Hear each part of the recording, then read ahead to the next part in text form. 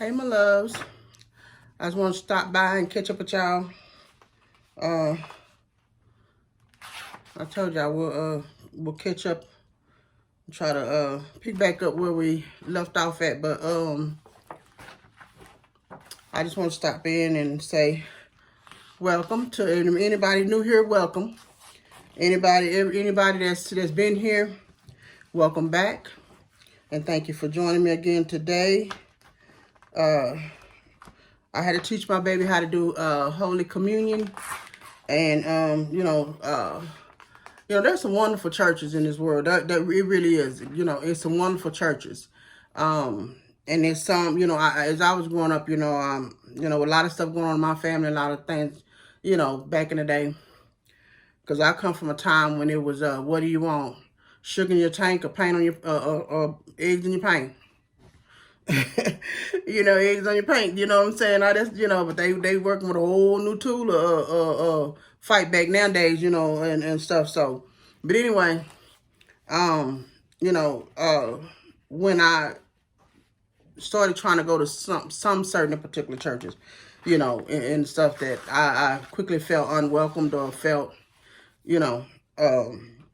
like you don't belong here or something, I still taught my children about God from home. Even though I was going through all of the personal issues and stuff in my marriage and our relationship, I still taught my children about God. I did the best I could to teach them because I knew how important that was. And he said, teach the children the way that they may grow up, and the way that they go, they'll always be able to have that moment that they'll reflect back to, okay, hold up, let me go to God. I got to come out this world. I got to leave worldly people alone. I got to stop looking for everybody else for an answer. And there's a backstory, a dream that God gave me not too long ago. Matter of fact, before the lady that was shot in the face and unalive, before this young lady decides she wants to shoot an infant child, but he made me hold off because I needed to do Holy Communion with my baby and some other things, So I had to teach him that this Sunday morning early and explain to him about the Last Supper and everything. And even though he's older as well, and things, like I said, 2019 shut us down on a lot of stuff. We had paid for him to get driver's license to try to see if he could comprehend, he could handle all of that and everything. And we just lost the money on that because they shut everything down. He eventually did get to go back, but where they did the driver license place and all that stuff, it was so hectic and hard. And then, transportation disappearing, losing it. It put a damper on everything. And what I forgot to mention in the last video, that the HVAC system basically never worked. In other words, the heater was the only thing that worked. The air never worked. The heater had like one room, which is his back bedroom. It had a little heat come out, but depending on how cold it got, you couldn't tell it was on. So with us trying to heat up the whole house and realize this thing was not going to work, and we didn't know that until some plumbers and some people that did a estimate went up the thing they did, because it's still, we go up and down. It's not that damaged, but I still want to get it replaced because I don't have time for nobody trying to sue me. So anyway, they did go up there and discover that a lot of the HVAC stuff is missing, or what is up there is damaged. So that's why we wasn't getting heat nowhere else in the house but that one bedroom. The air never worked. So we had that freeze over Texas, honey. Me and my baby, my young son, we were prepared. We had our clothes and we had floor heaters throughout the house the best we could. And we had, when in the summertime, we had a unit in the window, but we had to add one in the living room window in the summertime because it's not enough to get the whole house. I mean, there was times I was sweating so bad, and then I would be, I could feel the heat on my skin. That's how hot it was getting. But, God already had us prepared for that because, like I said, the backstory was when I was on HUD, somewhere in there where apartment I stayed in, and I'm telling y'all, I felt like a plum fool and laughed at, like, because I felt, how a lot of times you saying stuff and they be saying, who is they? Who is they? Well, you don't know who they are. A lot of times you don't know who they are. You just know that you got people working against you. You got spirits, you got, working through these people against you. And um, he would show up. And of course, I started out with him on there because I'm not finna do nothing illegal like that, nothing, you know. So he's on there with us, me and the kids. And then all of a sudden, he disappeared. He disappeared for weeks, y'all. I'm not talking about no 2 days. I'm calling hospitals, clinics, everything, trying to see if he alive, he all right. And he took that for granted, I'm sure. And he disappeared, so I go take him off.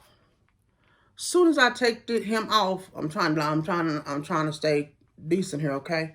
Cause I got a mouth, okay? I do. I've gotten to the point. I got out a little bit of my fear to go and strike me dead. You know, when I was young, when I was little, I always thought that, and I wouldn't disrespect my elders. I wouldn't question them. I wouldn't think nothing. Not whatever they said, that's what it was. You know, and I mean, I was very obedient. But now, I've been through so much that, I trigger quick like that, I mean, we all do. We all have something that'll make a snap, you know what I'm saying? Back like a rubber band on you, you know what I mean?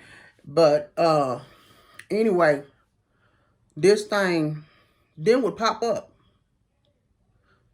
out of nowhere. So then I go and have to put him back on. And he did that so much that one of the ladies just was laughing at the HUD office. And she was like, you might as well just, wait a little bit, because it's back and forth. We had to go through a lot of paperwork and take him out, put him on, whatever.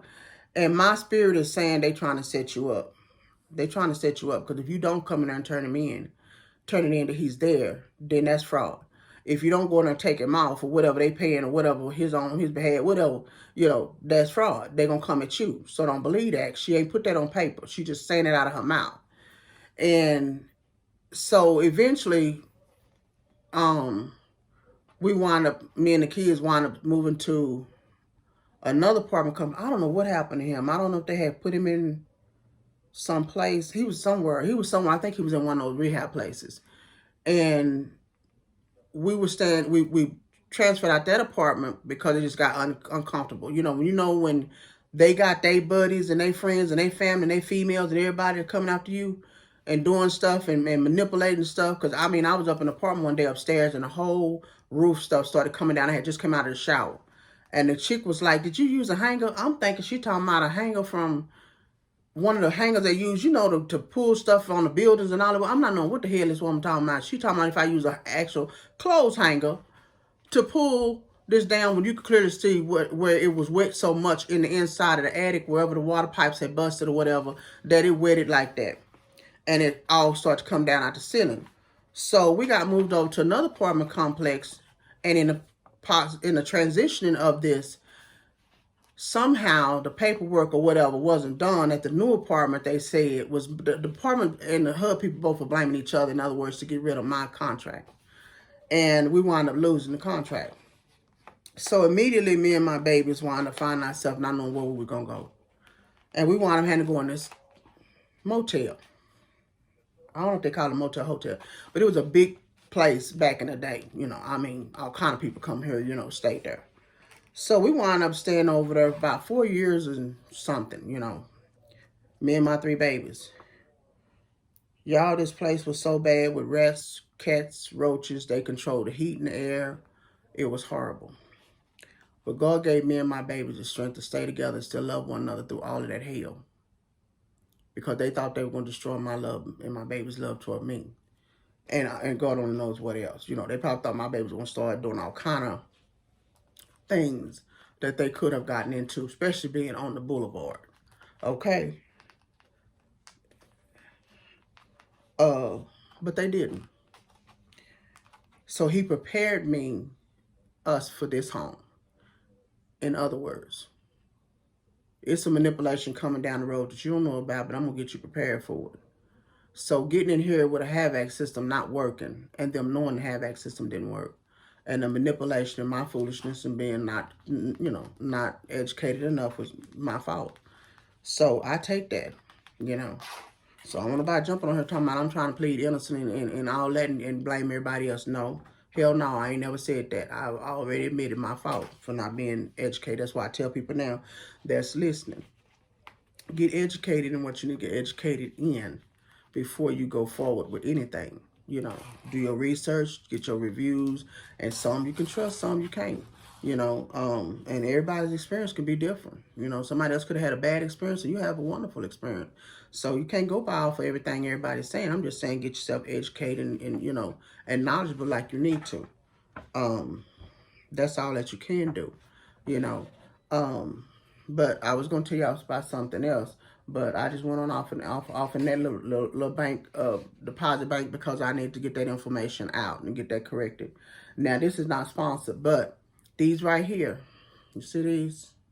It's a backstory when I was a child, and I had an issue. Now these I've taken other pills, so I'm not going to talk that long because it's not sponsored. But I took other pills from Amazon, and my daughter told me about it. She saw on TikTok and all that, whatever. But these right here, I believe because of the woman that created these and what she went through and the knowledge and the wisdom that she gained from that. And from that, I give my condolences to her. And I thank God for her not just accepting that, and just leaving her life in right there. She continued on to find something and made her want to find something for black women, women, I believe any woman. Because even I think even men, they say, can take these.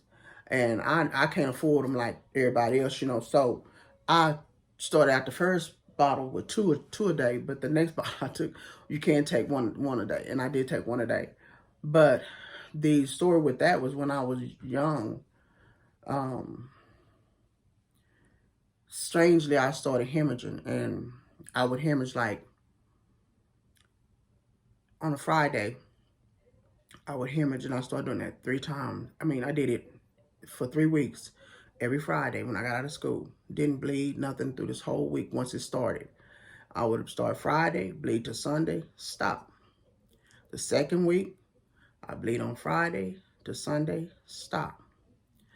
The third week, it was somewhere in there I got ready to walk across the field because it was a big field to pass across in front of where we lived. It used to be carnivals and stuff like that. Used to come there and be on that land.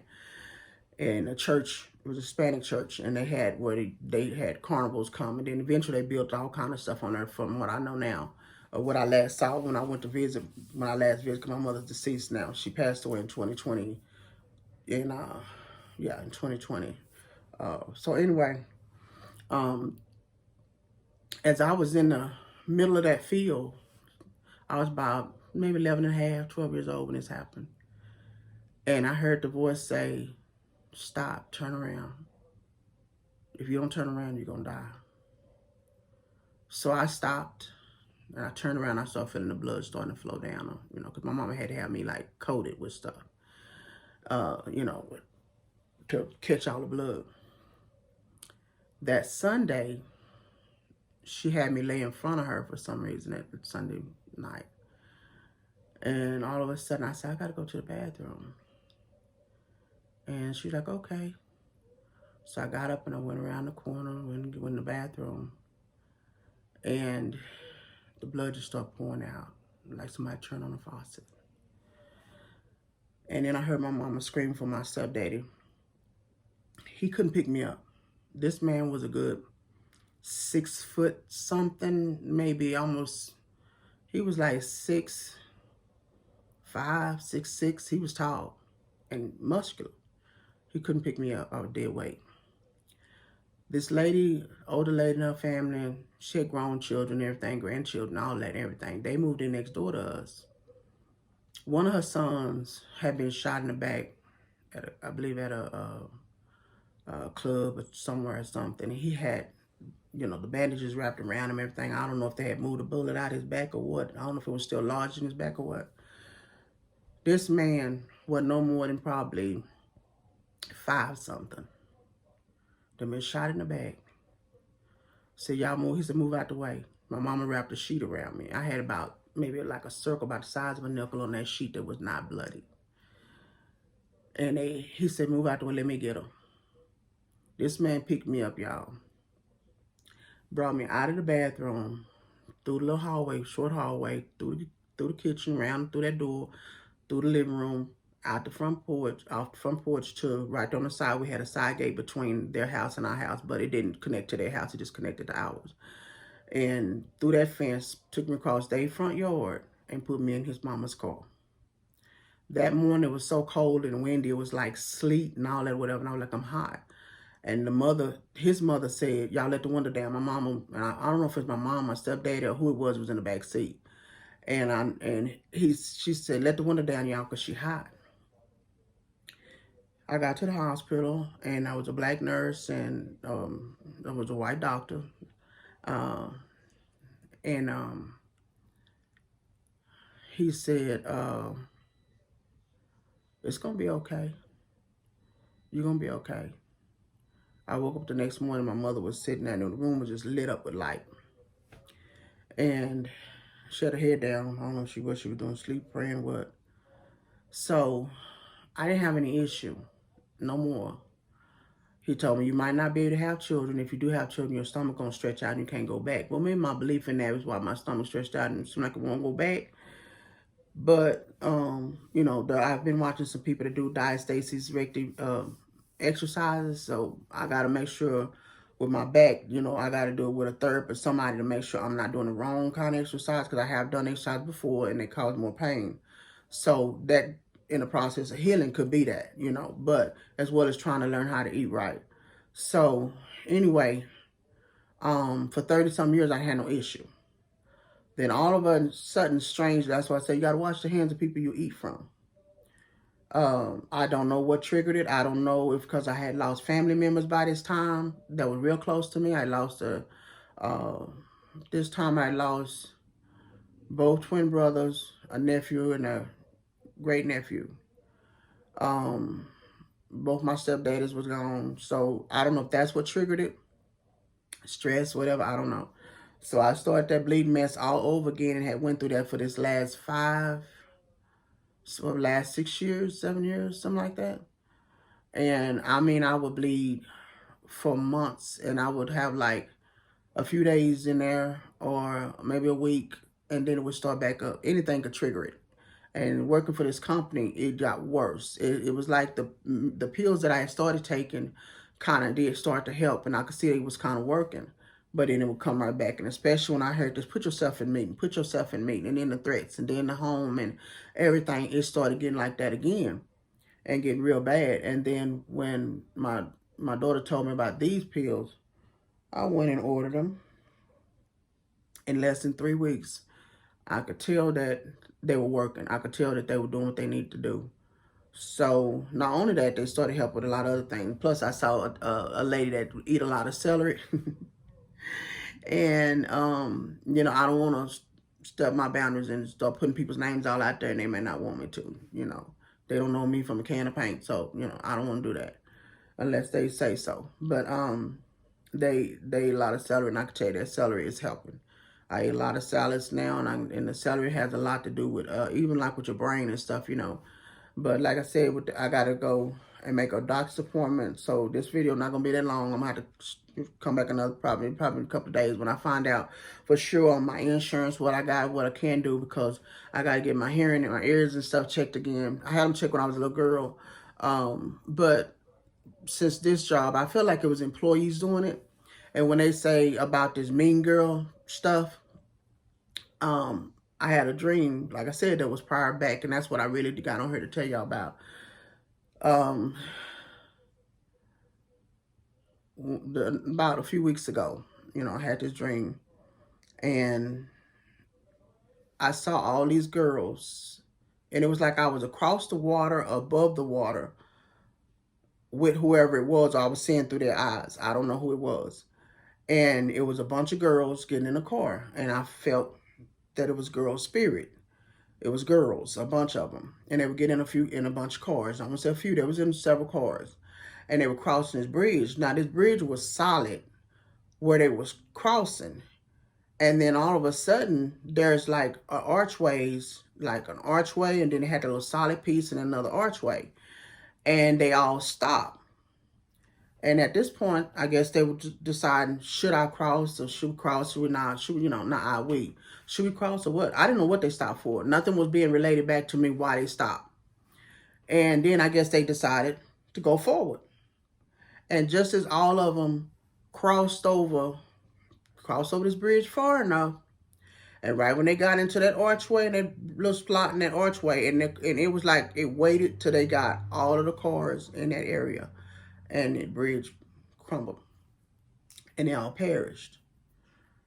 And when I'm seeing all these girls, I'm feeling that spirit of girls. I felt mean girls, and that's what I was hearing and feeling was mean girls. And right when it started to crumble and crush, that's the bridge under them. That's when I heard this voice say, "Oh, that's like the tower card." And any medium psychics or whatever, card readers and tarot readers and everything that know about tarot cards, tower cards, meaning when it shows a picture and all of that. I'm not going to insert them because I don't want to insert somebody's picture don't want me to. I don't know. But anyway, you got to be careful with a lot of stuff you insert in your videos and stuff, So, but they know what a tower card is. And a lot of you that do listen to psychics and mediums and everything like that, because I do. I listen to some of them and I can tell if they're on point, if they, if it, like I said, if it resonates, it resonates. If it don't, it don't, but God is number one, no matter what. And they know that too. I do believe that with majority of, not all of them, for me, he's first and foremost. So that's no different than Saul or Solomon. Who they run into? Witches. And that's where they went wrong. Where they went wrong is because instead of them backing up and stop running to the witches for answers, they should have been going to God at some points in there. And that's what he was telling them. You come to me. Why are you afraid to come to me? Why are you afraid to come and ask me? But you want to go and run and ask a witch because you can see them, But whichever way you communicate with me, obviously, you got a problem with that, or you just don't want to believe it, or you don't want to hear it. So anyway, whatever. We already, if you don't know, go read the story about it. Go pick up that Bible, get that dust off of, pick it up and read it. Okay, get familiar with it, with the stories and everything. So anyway,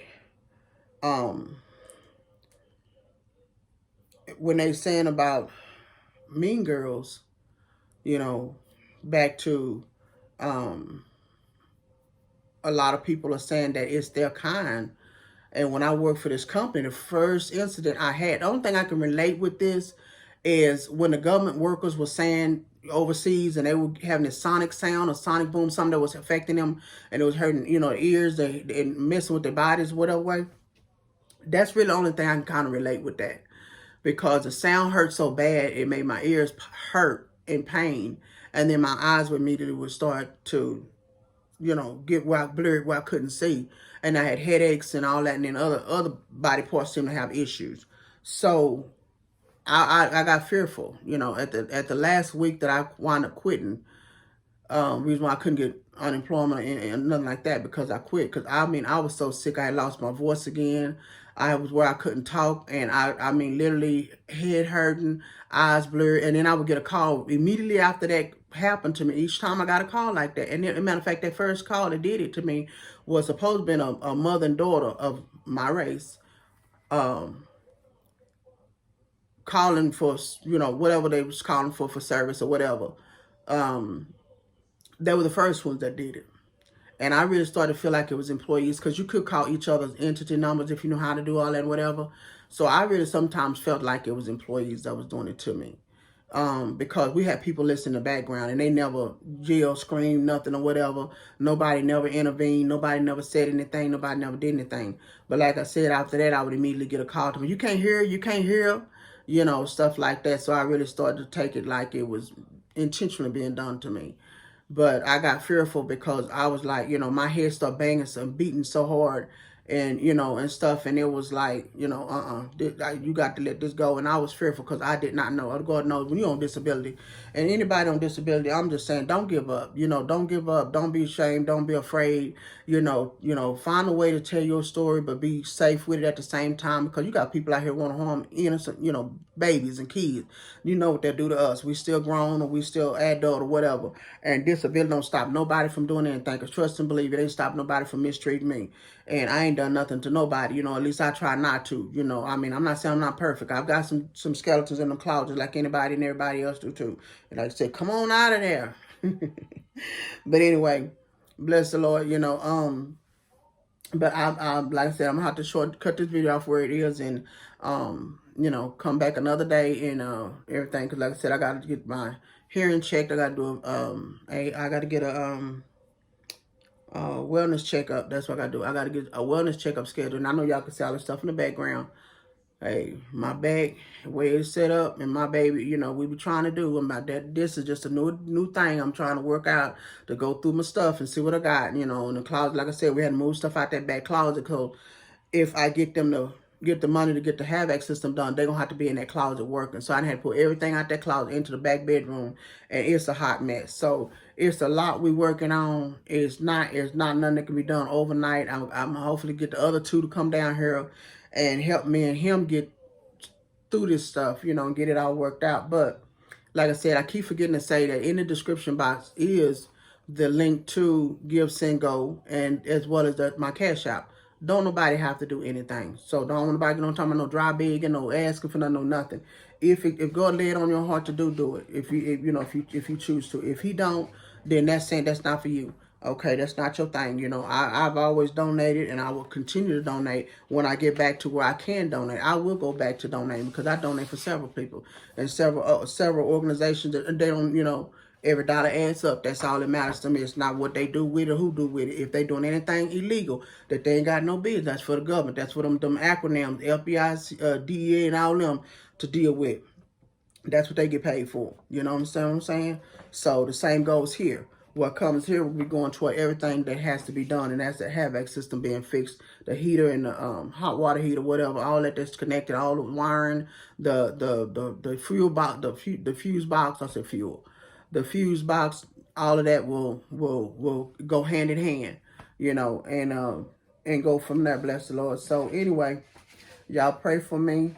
This has been a blessed and wonderful day. And like I said, the next time I catch up with y'all, I probably already been to the doctor and I had a report back on my hearing, because my ear just started burning and stinging out of nowhere.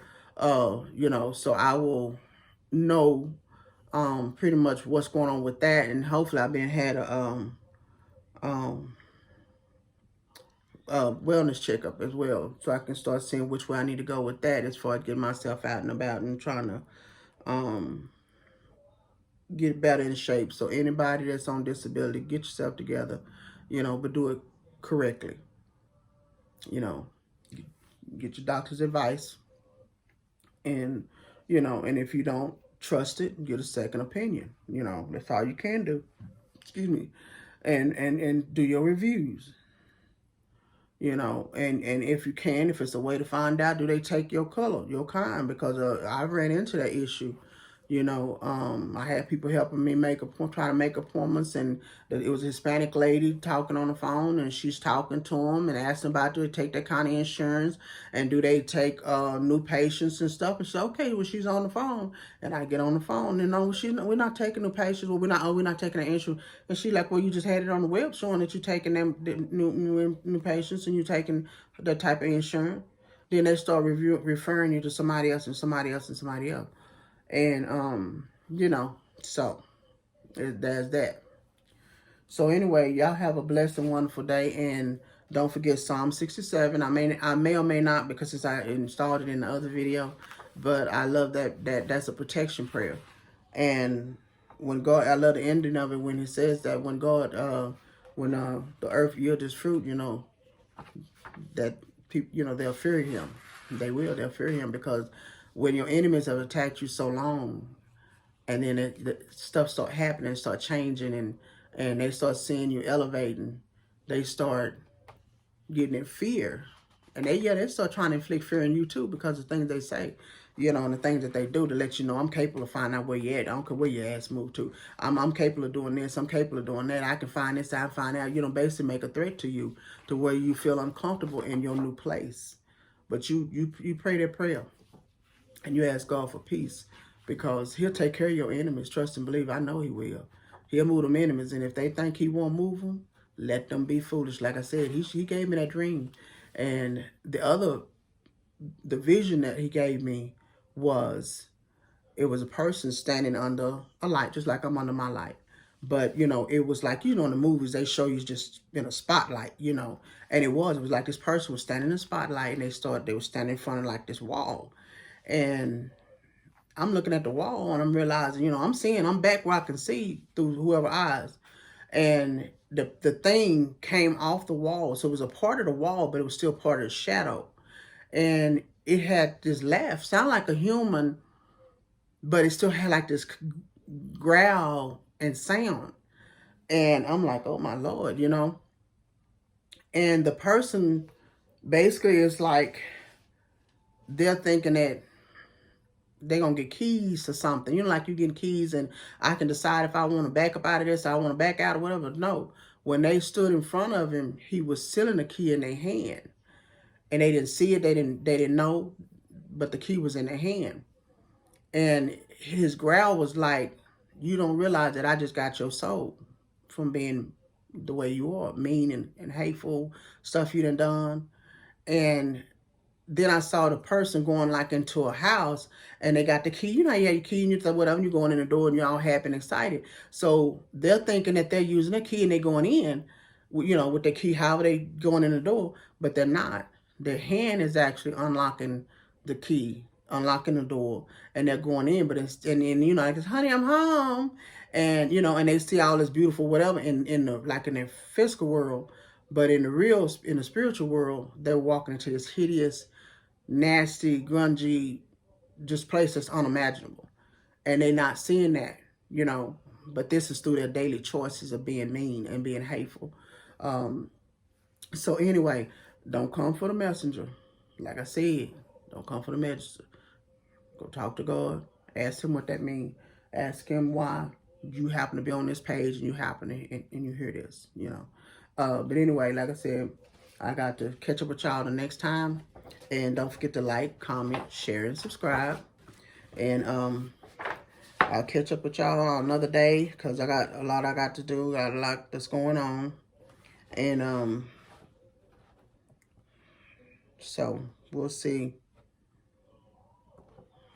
And I want to always start with a positive affirmation, but we'll get to that. For whatever reason, I'll be forgetting, y'all. I got a lot going on, like I said. And but don't forget to read Psalm 67. You know, and